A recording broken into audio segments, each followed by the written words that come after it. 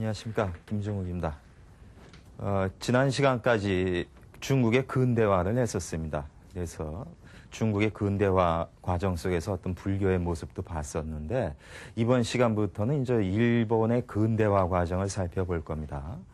그래서 그 첫 시간으로 일본의 그 근대화에 앞서서 그 이전의 역사를 좀 설명을 하는 시간을 갖겠는데, 근데 우리가 그 일본과의 어떤 그 마찰이나 어떤 사안이 있을 때마다 우리는 일본을 갖다가 상당히 비난하기에 바쁘죠.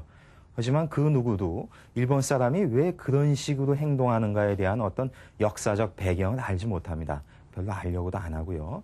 만약 그렇다면은 어떻게 보면 임기응변식의 어떤 대응밖에는 안 되겠죠. 그러니까 일본 역사의 어떤 본질을 알 필요가 있는데, 이번 시간부터 봄으로 해가지고 일본 역사의 어떤 그 행동 양태라든가 이런 것을 이해하는 데 좀 도움이 될 거라고 생각을 합니다. 먼저 일본의 근대화는요, 메이지 유신 또는 이제 명치 유신이라고 그러죠.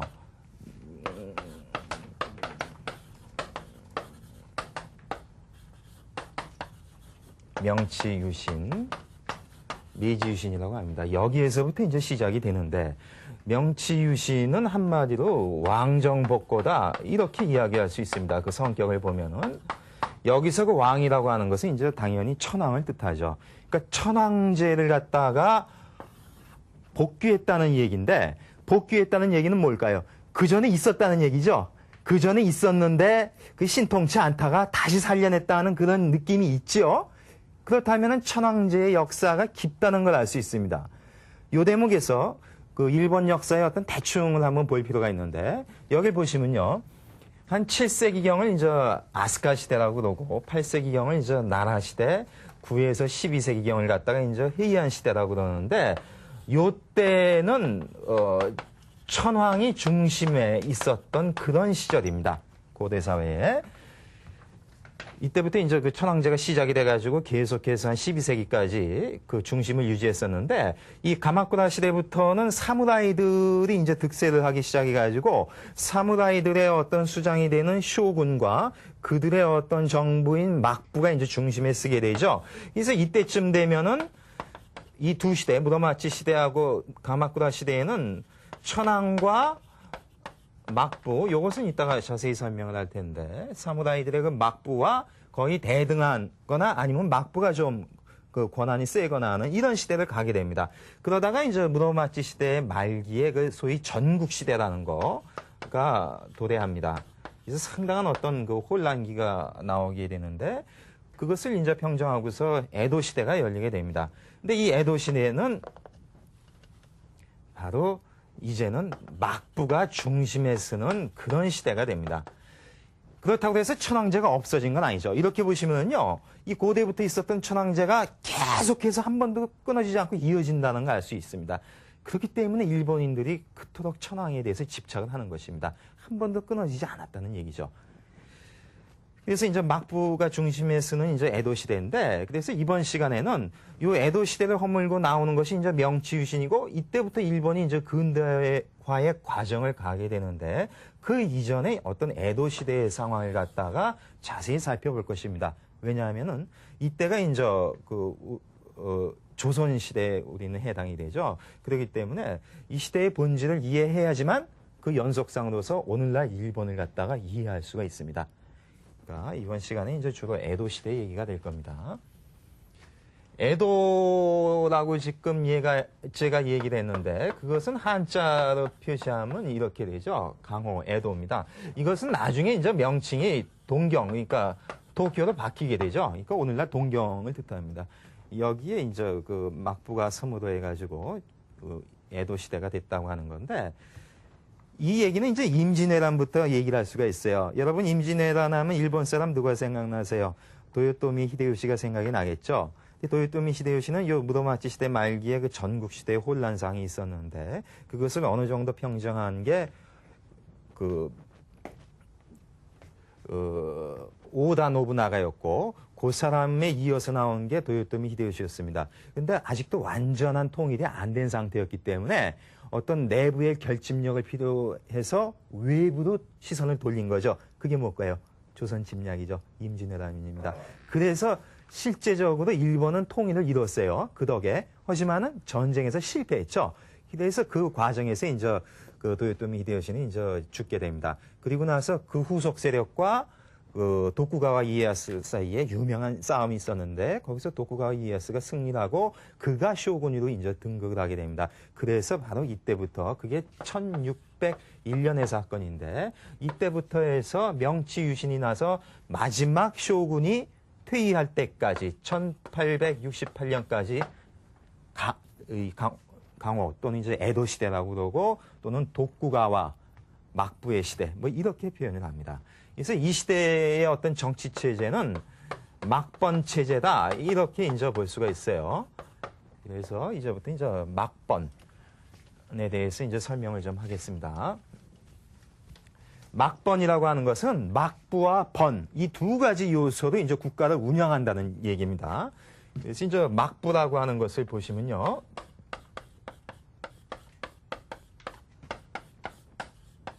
막부죠. 그 다음에 이제 번입니다. 이 두 가지 요소로 되어 있는 게 이제 막번 체제인데, 막부라고 하는 것은 어떤 중앙에서 지배하는 자, 중앙의 지배자, 그것을 이제 우리말로는 이제 장군이라고 하겠죠. 근데 일본식으로 읽으면 이게 바로 쇼군이 됩니다. 쇼군. 이게 중앙의 지배자가 되고, 이 쇼군이 통치하는 어떤 통치의 기구를 갖다가 이제 막부라고 얘기를 합니다. 그리고 그것에 비해서 어떤 지방의 영주가 있겠죠. 이 지방의 영주를 한자로는 이제 대명이라고 하지만은 일본 말로 읽으면 이것을 다이묘라고 합니다. 이 다이묘가 어떤 통치하는 기구 내지는 그 지역 전체를 번 이렇게 얘기를 하죠. 일본 말로 이제 한이라고 읽는데 이건 바쿠라고 그러죠. 그러니까 바쿠한 제도라고 볼 수 있습니다. 근데 지금 여기 다이묘라고 됐는데, 그러니까 이들이 다 그 사무라이라고 보시면 돼요. 근데 이 다이묘 같은 경우에는 다이묘가 뭐냐면은 쇼군으로부터 최소한 1만석 이상의 농지, 토지를 갖다가 하사받은 자를 갖다가 다이묘라고 합니다. 근데 이들 지방 영주들은 이 에도 시대에 보통 260에서 270명 정도가 있었다고 합니다. 이 얘기는 다시 얘기하면 뭘까요? 즉 중앙에 쇼군 막부가 있고 260, 70개의 소 단위로 전국적으로 쪼개졌다는 걸 뜻하겠죠. 그러니까 완전한 지방 분권이라는 걸 알 수 있고, 지금 토지를 줘서 다이묘를 떼줬다는 얘기는 결국은 토지를 매개로 해서 쇼군과 다이묘 사이에 주종 관계가 성립된다는 걸 알 수 있죠. 그리고 이 다이묘가 지배하는 그 토지 내에서는 철저한 자치권이 허락이 됐습니다. 이 얘기는 다시 이야기하면은 지방 분권이라고 하는 것을 의미하겠죠. 요거 생각 안 나세요? 주종관계 지방분권을 특징으로 하는 것이 바로 봉건제도라는 이야기를 서양사 할 때 설명을 했었습니다. 그렇다고 보면은 소위 막번체제라고 하는 것은 서양식으로 얘기하면 분명한 봉건제도다 이렇게 이야기를 할 수가 있죠. 그래서 어떤 학자는 이렇게까지 얘기를 합니다. 유럽의 중세를 제외하고서 비서양 지역에서 유럽과 유사한 봉건제도를 찾자고 보면은 그것은 일본 에도 시대의 막번 체제밖에 없다. 이렇게까지 할 정도로 아주 유사하다고 볼 수 있습니다. 하지만 또 많이 다른 점도 있어요. 그러니까 굳이 이야기를 하면 일본식 봉건제도라고 표현할 수가 있는데, 일본식 봉건제도라고 하는 것은 중앙집권적 봉건제도다 이렇게 볼 수 있습니다. 그래서 영어로 표현하면은 centralized, 그러니까 중앙집권적이죠. 그 다음에 feudalism, 이거 봉건제도라고 했죠. 중앙집권적 봉건제도입니다. 그러니까 봉건제도는 이제 지방 분권인데 이질적인 요소가 지금 겹쳐 있다는 걸 알 수 있어요. 여기서 일본에 대해서 특히 중앙집권적이라고 하는 이유가 뭐냐면은 그것은 쇼군의 권한이 상당히 컸다는 거예요. 예를 들면 뭐가 있냐면은 이 광산이라는 게 상당히 중요했는데 전국에 있는 광산은 사실 쇼군이 직접 통과했다 이렇게 볼 수가 있고, 모든 화폐의 제조권은 쇼군 막부가 독점을 합니다. 그리고 마음에 안 들면은 다이묘까지도 갈아칠 수 있는 권한이 있었어요. 그러니까 상당히 강한 권한이 있었지만은 그것에 비해서 지방 분권적 요소는 더 컸다는 겁니다.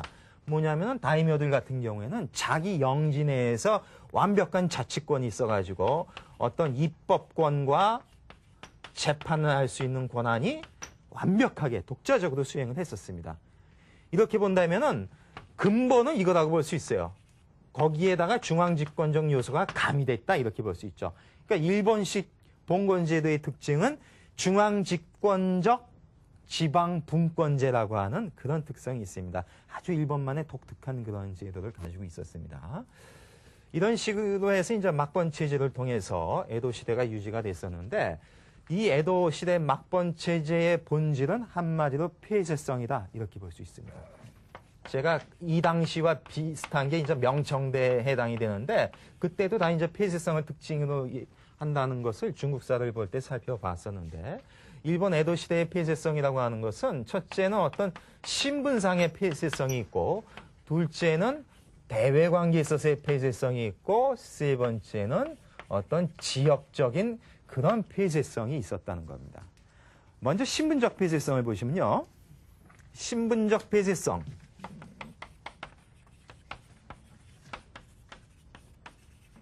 신분적 폐쇄성이라고 하는 것은 그 내용이 뭐냐면은 그러니까 신분이 철저하게 분리되어 있다는 얘기죠. 그러니까 다스리는 자와 다스림을 받는 자가 명확하게 구분이 되어 있고 그 사이에 이동이 쉽지 않은 고정성이 있었다는 이야기입니다.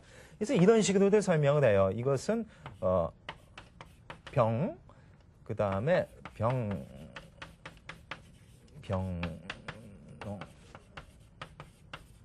병농분리 그리고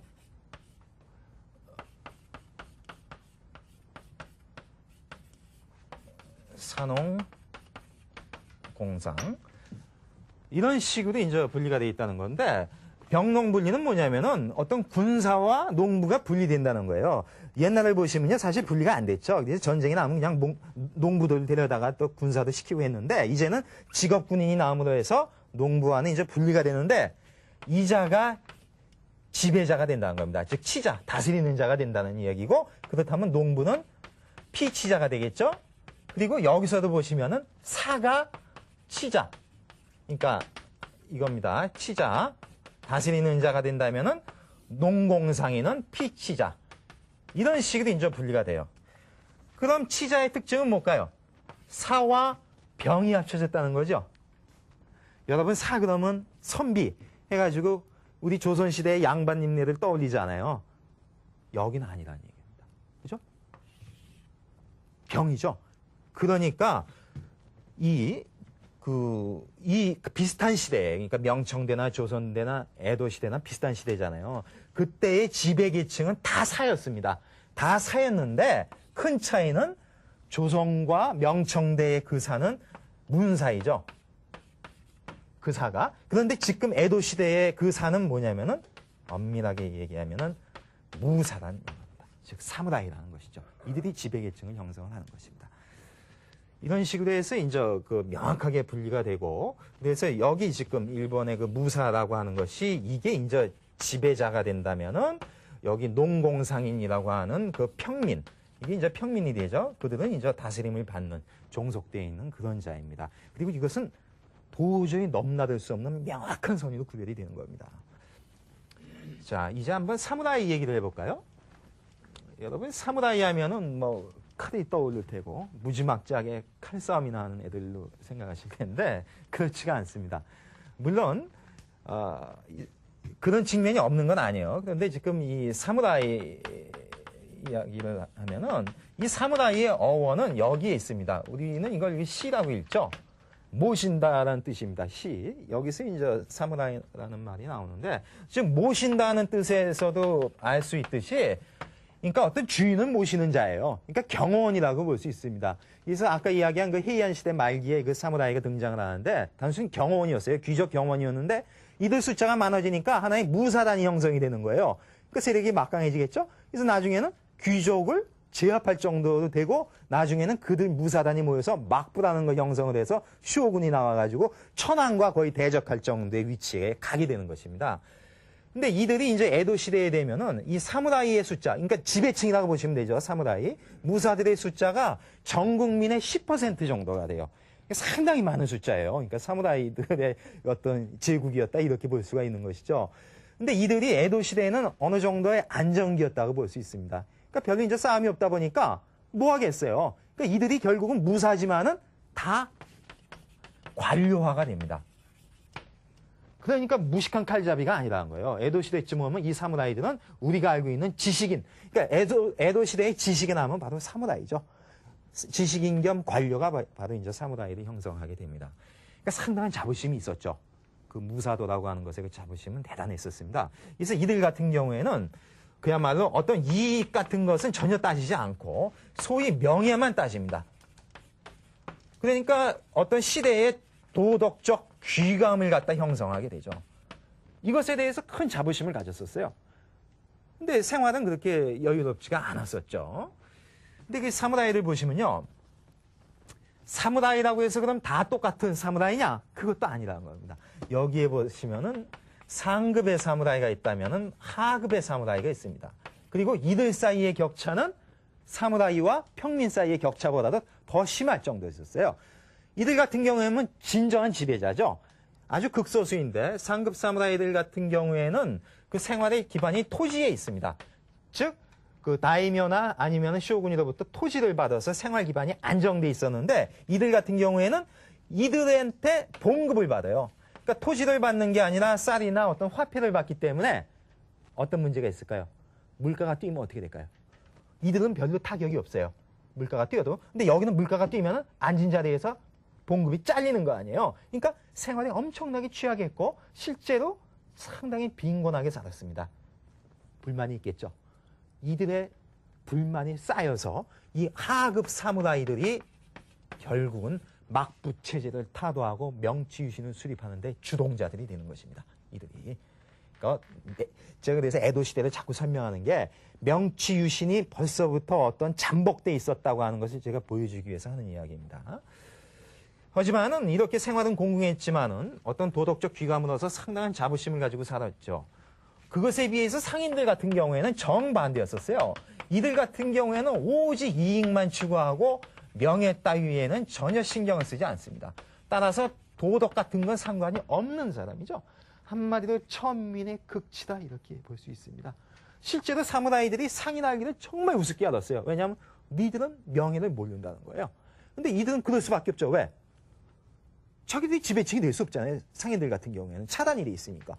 그래서 그 라이샤오라고 하는 유명한 그 일본 학자 겸 뭐 주일 대사도 한 분이 있는데 그분 같은 경우에는 재미있게 표현을 해요. 지위지향성이라는 게 있고 목표 지향성이라는 게 있다는 겁니다. 뭐냐면 이건 신분의 상승이죠. 근데 이것은 지금 상인들 같은 경우에 원천적으로 제한이 돼 있죠. 계급 사회에서. 하지만은 남는 것은 목표만 남는다는 거예요. 뭐냐면은 어떤 자기한테 주어진 일에 대해서 목표를 설정해 가지고 그것을 달성하는 데에 인생의 행복을 찾는다는 얘기죠. 상인의 목표는 뭘까요? 바로 이익의 창출이죠. 그러니까 역설적이게도 신분이 차단돼 있었기 때문에 여기서 상업이 발달하게 되는 이상한 사건이 벌어지게 되죠. 그래서 실제로 19세기 초쯤에 되면은 상인들이 이제 그 상업 발달시켜가지고 상업의 혁명이라고 할 정도로 비약적으로 일본 상업이 발전하게 됩니다.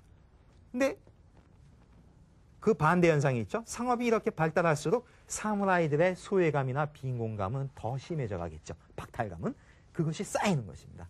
그래서 이제 그 막부를 타도하게 되는 것인데 어쨌든 이런 그 신분적 폐쇄성을 통해서 상업도 발달했고 그 아까 이야기한 사무라이들은 관료화가 됐기 때문에 이런 신분적 폐쇄성이 상당히 봉건적인 체제였지만은 오히려 그 속에서 상업 발달과 관료화라고 하는 요소는 나중에 일본이 근대화를 신속하게 수립하는데 큰 밑거름이 된다 볼 수 있죠. 그러니까 이미 에도 시대에 일본 근대화의 발달에 내재된 요소들을 지금 살펴보는 것입니다. 이런 식으로 해서 이제 신분적 폐쇄성을 봤는데 그 다음에는 어떤 대외적 폐쇄성이라는 게 있어요.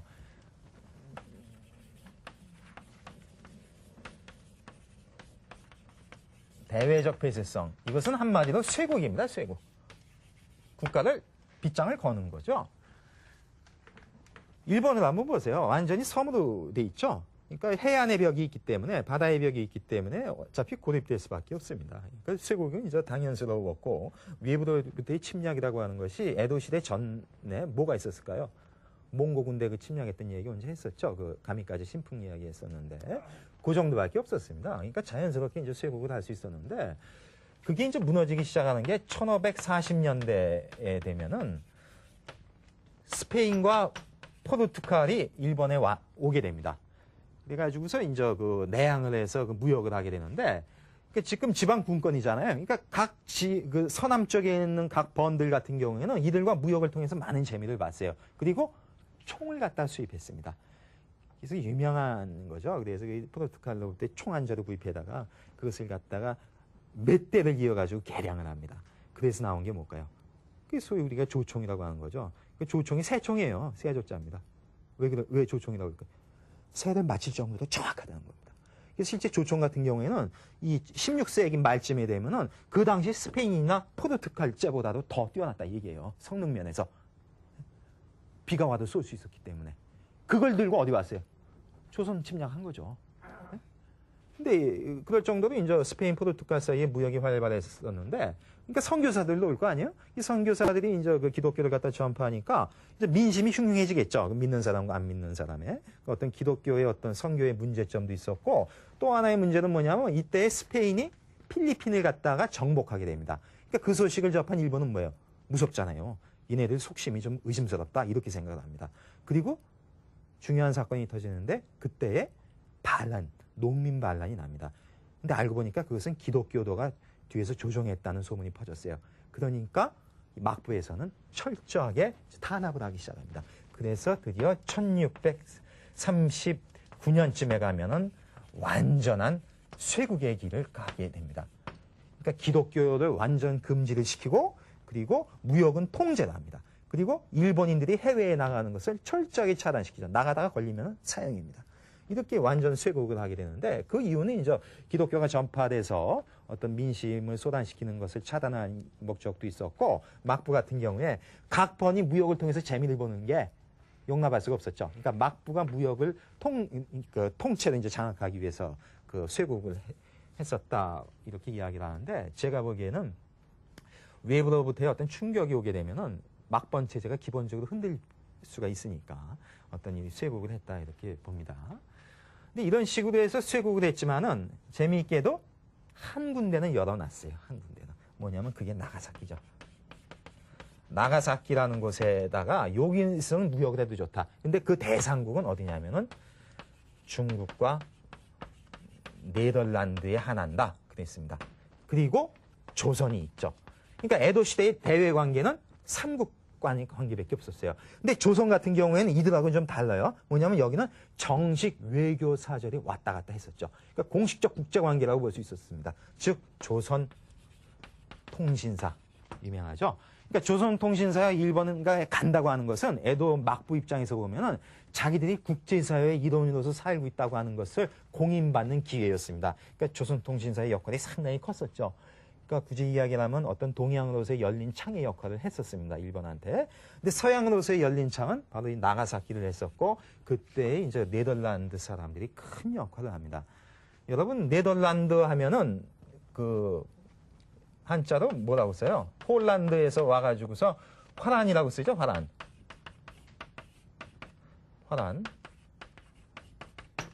화란입니다. 그래서 이때 그 네덜란드의 그 상인들을 통해 가지고 네덜란드 책들이 들어올 거 아니에요? 그 책들을 통해 가지고서 서양의 과학 기술을 갖다 연구하는 학문이 나오게 됩니다. 그것이 뭘까요? 여기서 화자를 띄고서 그것을 난학이라고 합니다. 이제 일본식으로 얘기하면 란가쿠라고 하죠. 유명한 겁니다. 란가쿠라고 하는 이제 난학이 나오게 되는데, 보세요. 그러니까 그 일본의 재미있는 면입니다. 이때에 누구나 다, 즉 중국과 조선과 일본이 다 뭐예요? 다 쇄국을 했었잖아요. 그런데 일본 같은 경우에는 한 구멍은 열려놨다는 얘기입니다. 그리고 단순히 열어놓은 게 아니라 철저하게 배울 것은 배웠다는 얘기입니다. 어느 정도로 철저하게 배웠냐면요. 지금 이거 화란 얘기잖아요.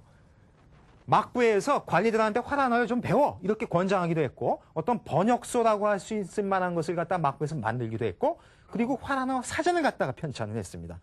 그러니까 아주 조직적으로 이제 번역을 하는 그런 시스템이죠. 그래서 한 19세기 초쯤에 되면요. 서양의 대표적인 과학기술은 이미 일본말로 번역이 다 돼 있었다고 할 정도로 돼 있는 상태예요. 중국과 한번 비교를 해볼까요? 중국은 말이에요. 1601년에 마테오 리치라고 하는 이제 신부가 북경에 파견이 돼가지고 이때부터 이제 서양에서 선교사들이 옵니다. 그래가지고 이 서양 선교사들이 선교를 하기 위해서 자기들이 중국어를 배워요. 그래가지고 자기들이 나서가지고서 서양의 과학기술책을 중국말로 번역을 해서 주거든요. 그럼 중국 사람은 그래? 하고 그냥 보는 거예요. 보고서 에이, 그래? 하고 그냥 넘어가요. 자기들이 나서서 서양말을 배워서 중국말로 번역할 생각은 단 한 명도 하지 않았다는 거예요. 아편 전쟁이 깨질 그날 때까지. 그런데 일본은 뭡니까? 누가 시키지 않아도 자기들이 나서서 화란어 사전을 편찬하면서까지 번역을 해서 서양 과학기술을 어느 정도 다 수입한 그런 단계였다는 거죠. 그러니까 일본이 근대화 과정에서 동양삼국 중 가장 앞서가는 이유가 여기서 이미 다 나오게 되는 것입니다. 우리 한번 볼까요? 번역 문제라고 하는 건요. 여러분 그 마루야마 마사오라고 하는 일본 현대 학문의 뭐 거의 황제와 같은 위치에 있는 분이 있는데 그분이 번역에 대해서 뭐라고 그러냐면 일본의 근대화는 번역에서부터 시작됐다 이렇게 이야기를 합니다. 그렇게 얘기하면 벌써 뭘까요? 나한가쿠 때부터 벌써 근대화는 시작됐다 그 얘기잖아요. 근데 우리는 뭐예요? 대한민국에서는 지금 번역해가지고 대접을 못 받아요. 교수사에 가면요 번역하면은 그거는 그 평가 항목에도 제대로 반영도 안 되는 그 정도입니다. 아직까지도 그렇습니다. 이래가지고 무슨 일본에 대해서 그 얘기를 할 수가 있냐는 거예요. 예? 그 번역에 대해서 참 신경 써야 됩니다. 이 번역이야말로 어떻게 보면은 단순한 말 옮기는 게 아니라 세계관의 재창조이기도 하기 때문에 아주 중요한 사업이라고 볼 수 있습니다. 많이 자각을 해야 됩니다. 번역에 대해서는. 그러니까 대외적 폐쇄성은 있었지만은 난각부를 통해서 사실은 그 명치 유신 이후에 개방화 또는 개화 또는 근대화를 할 수 있는 어떤 수용의 가능성을 열어놨었다는 것을 알 수가 있죠. 그 다음에 그 마지막 폐쇄성이라고 하는 것이 어떤 지역적 폐쇄성입니다. 그러니까 일본 내부의 문제인데, 그러니까 각 번 사이가 고립돼 있었다는 그 뜻입니다. 그러니까 한 260, 70개의 번들로 다 쪼개져 있는 상태잖아요. 근데 그것을 이 고립 정책을 갖다가 중앙에 있는 막부가 의도적으로 조장을 하는 거예요. 왜 그럴까요? 막부 입장에서는 분할 통치잖아요. 다 띄워놓고 하나하나씩 이제 중앙에서 통치하는 거기 때문에 자기들 사이에 번과 변 사이에 연합을 하게 되면 세가 커지잖아요. 그러니까 그걸 의도적으로 이제 차단을 하는 겁니다. 그래서 교통로를 갖다가 번과 번 사이에 의도적으로 개설하는 걸 막았었어요. 이상하죠? 그렇게 이제 교통을 차단시키고 또 번과 번을 이동하려면은 오늘날 여권과 비슷한 게 있어야 됐다고 합니다. 그리고 번과 번 사이에는 어떤 검문소까지도 있었다 그러죠. 그러니까 완전히 하나의 번이 하나의 국가가 되는 것이죠. 제가 국가라고 썼죠? 실제 이 당시 제가 지금 아까 번이라고 얘기를 했잖아요. 막번 얘기했는데 이 번을 소위 번이라고 하는 것은 후대에 와서 학자들이 주로 쓰는 것이지 이 당시 소위 진짜 번에 살고 있던 사람들은 자기 번을 국가라고 표현했어요. 국가. 여러분 국가 그러면 영어에서 스테이트에 대한 번역으로 해가지고 국가라고 하지만은 사실은 국가 해가지고 이렇게 쓴 거는 일본에서 그 번들이 자기를 표현할 때 그렇게 쓴 거예요. 그러니까 이럴 정도로 완벽한 독립되어 있는 고립 시스템이었다는 걸 알 수가 있었죠. 그래서 이제 막부가 통치하기는 편했는데 이렇게 고립이 되다 보면 자연스러운 결과도 못 가요. 각자의 고유성이 살아나게 되겠죠. 그러니까 여기서 어떤 다양성이 나오게 되는 그런 효과가 나오게 되는 것입니다. 그러니까 번과 번들의 고유한 어떤 문화 정통도 있게 되고 더 중요한 건 뭐냐면은 어떤 위기가 닥쳤을 때 자기의 독자적인 정책을 통해서 헤쳐나갈 수 있는 독립된 권한이 있었다는 거죠. 그래서 에도 시대 말기에 가면 이제 상업이 너무 발달하면서 인플레가 와가지고 재정 적자에 빠집니다. 각 번들이. 그럴 때에 독자적 정책을 통해 가지고 성공한 번들이 나와요. 그게 대표적인 게 사스마 번이라고 합니다. 사스마 번, 조슈 번, 그리고 도사 번, 그 다음에 사가 번. 이런 4개의 번이 이 당시에 이제 독자 정책을 통해 가지고 재정에 대해서 이제 확충을 하게 됩니다. 그러니까 이들이 결국은 어떻게 될까요? 명치유신, 즉 막부 체제를 타도하는데 앞장섰었던 번들이 되는 것입니다.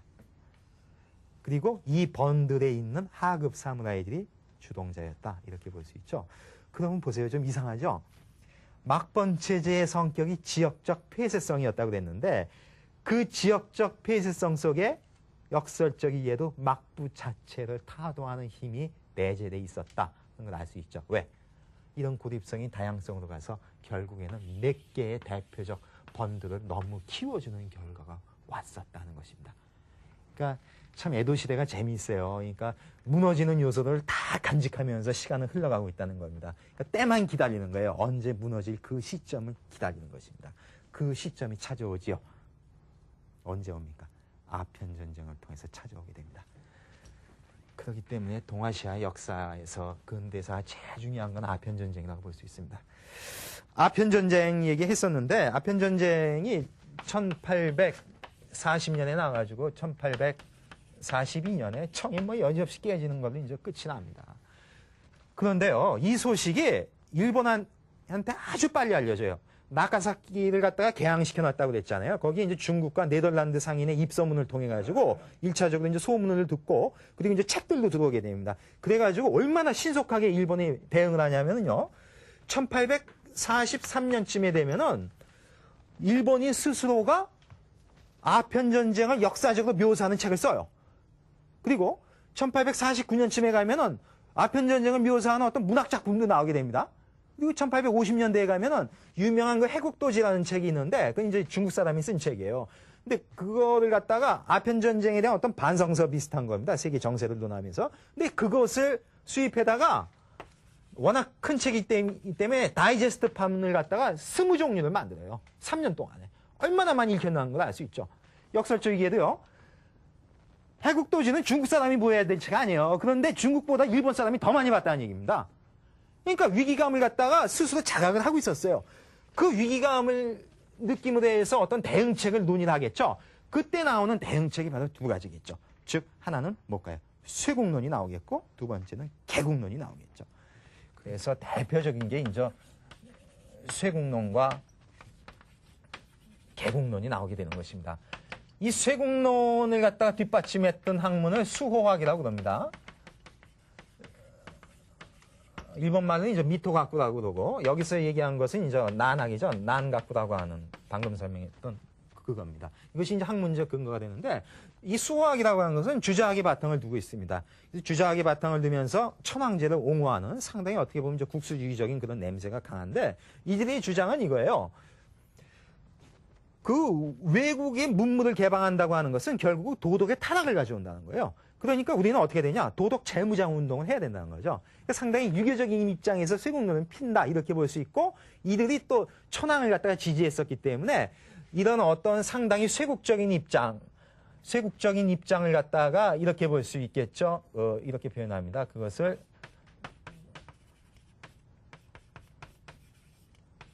양이.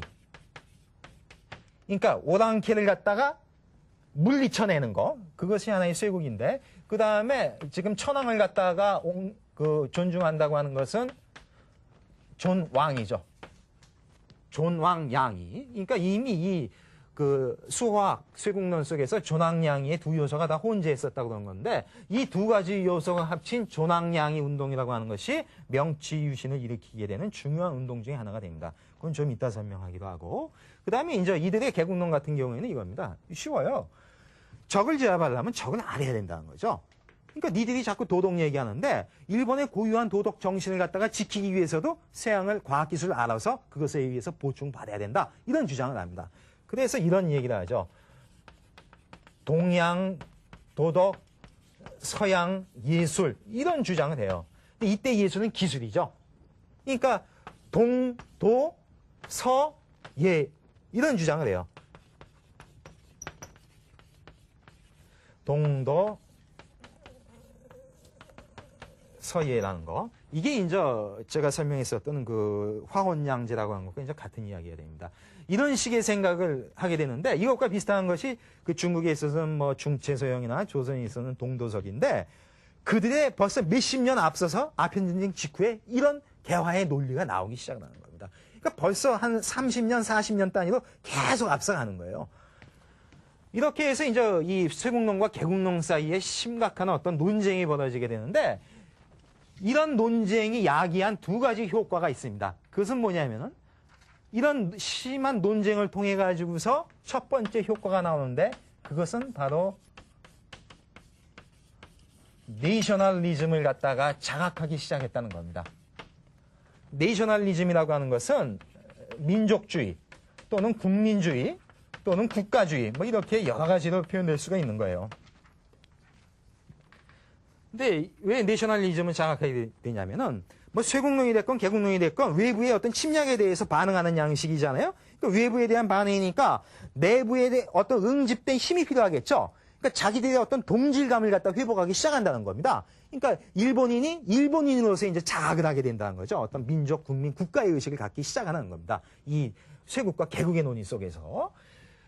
그런데 이렇게 이런 것을 자각하게 되다 보면은 어떤 자기들의 어떤 동질성을 갖다가 느낀다는 건데 이런 동질성이 어떤 국가의 이익을 위해서는 모든 것이 용납될 수 있다는 이런 내셔널리즘으로 가게 되고 그리고 이런 동질성은 어떤 권력의 응집성을 필요로 하게 됩니다. 다 모여야 되는 것이죠. 뭉쳐야 된다는 겁니다. 우리끼리는. 그러니까 권력의 집중, 중앙 집권적인 그런 정치체제를 갖다가 옹호하게 되죠. 그러니까 지방 분권적인 막부체제는 쓸모없다는 그런 논리가 나오기 시작하는 겁니다.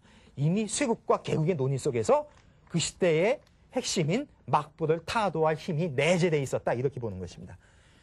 이런 식으로 해서 내셔널리즘이 나오게 되는 것이고 두 번째 효과는 그 당시에 막부의 정책을 갖다가 변화시키게 되는 것입니다. 자연스럽게 논의의 과정 속에서. 왜냐하면 쇠국이든 개국이든 서양의 어떤 그 힘의 실체에 대해서 자각을 하게 되죠. 그 논의의 과정 속에서. 그러다 보니까 야 이게 만만하지가 않구나. 그런 걸 생각해요. 그러니까 옛날에 막부처럼 말이에요.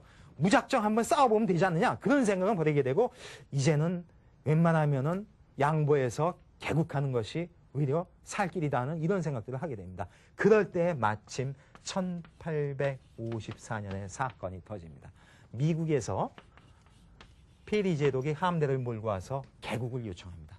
그럴 때 뭘까요? 막부는 힘들이지 않고 개국을 수용을 하게 됩니다. 왜 그럴까요? 이미 보세요. 1842년에 아편전쟁이 끝나고 나서 12년 사이에 논의가 충분했기 때문에 더 이상 논의 없이 개방을 해요. 그래서 화친조약을 맺습니다. 그런데 1858년에는 통상조약까지 맺게 됩니다. 그러니까 막부는 무슨 생각을 했을까요? 서양이 강하다는 걸 알았기 때문에 저항하다 보면 어떻게 될까요? 청나라 짱난다 그렇게 생각을 한 거예요. 그러니까 막부가 타도될 수도 있으니까 살아남기 위해서 이제 빨리 개방을 한 거예요. 그런데 우습게 된 건 뭐냐면은 막부가 더 위험에 빠지게 됐다는 거예요. 왜? 외부로부터의 충격은 만회했는데 내부로부터의 혼란이 야기된 거예요. 왜? 쇠국론자가 가만히 있지 않은 거죠. 그것은 막부의 책임이 있었습니다. 왜냐하면 절차상의 문제가 있었던 거예요. 통상조약을 맺을 때 공식적으로는 천황이 허가를 받아야 됩니다. 천황이 이제 물론 허수아비라 하더라도. 근데 천황은 그 당시에 고메이 천황이 수구파의 이론을 받아들여 가지고서 개국에 대해서 반대 입장이 있었어요. 근데 그걸 알고서 이 막부에서 그것을 무시하고서 허락도 안 받고 그냥 통상조약을 맺은 거예요. 그러니까 자충수를 둔 거죠. 그러니까 막부의 위치라고 하는 것은 천황의 권한을 대행한다는 어떤 상징적 효과가 있었는데 스스로가 그 권한을 갖다가 무시한 거잖아요. 그러니까 자충수를 뒀고 그것을 빌미를 삼아서 쇠국론자들은 쇠국을 주장할 명분이 생긴 것입니다. 그러니까 이제 아까 이야기한 소위 존왕양이 운동이 나오게 되는 것이죠. 이 논의는 왜 그러냐면요. 이 지금 보세요. 개국을 어차피 이제 하게 됐는데 개국을 인정한다고 하는 것은 뭐가 되느냐 하면은 결국은 막부를 갖다가 옹호한다는 논리가 되는 것이고 개국을 부정한다는 얘기는 막부를 갖다가 반대한다는 그런 논리가 성립이 되는 것이죠. 그러니까 이쯤 되다 보면은 개국과 쇠국의 논의가 아니라 어떻게 보면 정권 싸움 비슷하게 이제 논의가 변질되기 시작을 하는 거예요. 그런데 개국을 부정한다는 이야기는 다시 얘기하면 양이라는 얘기죠. 오랑캐를 배척하겠다는 얘기고 막부를 반대한다는 얘기는 결국은 막부의 정책에 반대하는 천황을 옹호한다는 얘기죠. 그러니까 이것은 존왕이 되는 거예요. 그러니까 사실은 양이와 존왕은 다른 이론임에도 불구하고 합쳐지게 되는 것입니다. 그래서 존왕양이 운동에 나와서 이들이 천황을 등에 업고서 동란을 일으킵니다. 그래서 각지에서 이제 외국인을 살해하고 막부의 관료들을 암살을 하고 돼요. 근데 이것은 이제 막부에서 제압을 하고 그리고 결정적으로 와해시키기 위해서 아까 이야기한 유명한 번들 중에서 사스마번과 연합전선을 해가지고 막부가 그 당시에 존왕양이 운동의 본거지 역할을 했었던 조슈번을 갖다가 정벌합니다. 그래가지고 조슈번에 있었던 존왕양이 지도자들을 다 죽여버리게 되죠. 그러면 얘기가 끝난 것 같죠? 존왕양이파들은 다 끝난 것 같은데 더 무섭게 진행됩니다. 뭐냐면은 일단 잠복해요. 그래가지고 이때 살아남은 존왕양이파들 중에서 젊은 하급 사무라이들끼리 모입니다. 그래가지고 이제는 이렇게 그 몇 사람 죽이는 거 가지고는 안 되겠다. 조직적으로 뭉쳐서 이제는 막부의 반대가 아니라 막부 자체를 타도하는 움직임을 해야 되겠다는 겁니다. 그래서 시간이 흘러가지고 드디어 가장 대표적이었던 사스마와 조슈번에 들어가서 관료로서 실권을 장악하게 됩니다. 하급 사무라이들이. 그래가지고 드디어 이들이 연합을 하게 됩니다. 보세요. 아까는 방금 전만 해도 둘이 싸웠잖아요. 앙숙이었습니다. 가장 대표적인 번이었기 때문에. 그런데 이제는 뭐예요? 막부 타도라는 기치하에 서로 연합전선을 펴니다. 이것이 명치유신을 성공시킨 가장 큰 요인이었다 이렇게 볼 수 있습니다. 이렇게 연합전선을 편성한 다음에 구테타를 일으키게 되죠. 그 구테타가 바로 언제 일어나냐면은 1868년 1월 3일 날 일어나게 됩니다. 이것이 바로 메이지 유신이라는 거죠. 뭐냐면 이제 조슈번과 사스마번을 중심으로 한 그 번의 군사들이, 그러니까 막부 타도군이 모여가지고서 그 천황이 있는 궁을 갖다가 에워쌉니다. 그러니까 이제 그 소위 그 막부군이 오지 못하게 이제 에워싸는 것이죠. 그리고서 메이지 천황을 시켜가지고서 칙령을 발표합니다. 그 칙령의 내용은 간단하죠. 뭐냐면은 막부는 이제부터 폐지한다. 그리고서 왕정을 복구하겠다는 그 얘기입니다. 혁명적인 이야기죠. 이 소식을 막부에서 하니까 처음에는 한 일주일 동안은 이제 그 비밀로 했었어요. 근데 소식이 점점 퍼지니까 가만히 있을 수가 없잖아요. 그래가지고 싸움이 붙었는데 결국에는 이쪽이 대세였기 때문에 계속 지게 되고 실제 싸움은 한 6개월 동안 진행이 됩니다. 메이지 유신이 나고 나서도. 이 사람들은 주로 이제 일본 지도를 보면 이제 남서부 지역의 번들이었는데 이 동북 지방에 있는 번들 같은 경우에는 막부를 옹호해가지고 계속 반란이 끊이지 않죠. 한 6개월 동안 되다가 결국엔 다 토벌되고서 드디어 이제 메이지 체제가 본격적으로 이제 시작이 되는 것입니다. 이래가지고서 이제 메이지 유신이 성립하는데 결국은 그들의 바탕에 있었던 것은 하급 사무라이들의 어떤 존왕양이적 사상이었다 볼 수 있죠. 그런데 이게 양이를 계속 고집했다면은 일본이 어떻게 됐을까요? 근대화가 안 되죠. 근데 이 존왕양이라고 하는 것이 처음에 그 뭐 암살을 하고 이렇게 그 동란을 필 때의 존왕양이는 사실은 양이를 위한 존왕이었다 이렇게 볼 수 있어요. 그러니까 천황 자체가 마음에 든 것도 있지만은 양의 입장에서 서로가 의견이 일치됐기 때문에 양이를 위해서, 즉 쇄국을 위해서 존왕을 즉 천황을 갖다가 옹립했던 것인데 이제는 메이지 유신을 갖다가 성공시키기 전후쯤 되다 보면은 여기서 존왕양이에서 양이라는 것은 완전히 사라지게 됩니다. 왜? 자각을 한 거예요. 뭐냐면은 이들이 이제 이 번들에서 이제 대표적인 어떤 관료들이 돼가지고서 해외에도 나갈 거 아니에요. 나가보니까 실체를 한 거예요. 서양이 만만하지 않다는 거죠. 괜히 말이야 앉아가지고서 양이 해봐야 되지 않는다는 걸 안 겁니다. 그리고 또 조슈번하고 사스번이 각각 서양 군대하고 한 번씩 충돌할 기회가 있었어요. 그런데 여지없이 깨졌습니다. 그러니까 그때 안 거예요. 이게 양이해가지고는 되지 않는다. 그러니까 결국은 개국을 해야 된다는 거죠. 그러니까 이상하죠.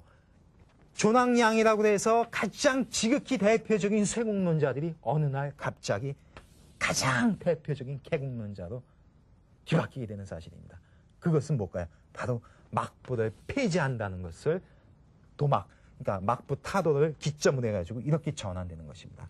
그러니까 존왕이라는 요소와 개국이라고 하는 상당히 이질적인 요소가 결합된 그 사건이 바로 메이지 유신의 정체다 이렇게 볼 수 있죠. 근데 이상하죠? 조낭, 이 천황이라고 하는 것은 아까 제가 처음에 역사 설명했지만 고대 사회 얘기예요. 근데 이것은 상당히 전 근대적인 요소잖아요. 그렇죠? 근데 개국을 통해서 하자고 하는 것은 근대화하지 않습니까? 일본 근대화의 본질이 바로 이런 거란 거예요. 근대화에 성공은 했지만 그 밑에는 지극히 전 근대적 요소가 항상 본질 요소 남아 있었다 그겁니다. 그리고 이 전 근대 요소가 상징하고 있는 바로 천황제는 여기서 얘기한 내셔널리즘의 극치라고 볼 수 있습니다. 이 내셔널리즘이라고 하는 것은 아까도 얘기했지만 자기 민족, 자기 국가, 자기 국민을 중심에 놓는 거잖아요. 그렇게 자기 중심을 하다 보면은 타자는 배척할 수밖에 없죠. 그리고 그 타자가 약할 때는 그 타자를 억압하고 지배하게 되는 것입니다. 그게 뭘까요? 제국주의죠. 이렇게 보면은 일본이 근대화 과정을 통해서 제국주의로 가게 되는 것은 이미 조낭과 개국이 합쳐지고 그것을 합쳐지기 위해서 있었던 추진력인 일본의 태생적 내셔널리즘이 자리했었기 때문에 어떻게 보면 예정된 순서였다. 이렇게 볼 수 있는 것입니다. 그리고 아쉬운 건 뭐냐면은 아직까지도 내셔널리즘의 냄새가 너무 난다는 것이죠. 그러니까 우리는 그것을 자각을 해야 될 것입니다. 그래서 오늘은 이제 메이지 유신 전 단계에서 메이지 유신이 나기까지 이야기를 했고 다음 시간에는 메이지 유신을 좀 더 자세히 분석을 하고 일본 근대화의 어떤 전체적인 성격을 살펴보는 그런 시간을 갖겠습니다. 예, 오늘은 여기까지 하겠습니다. 예, 감사합니다.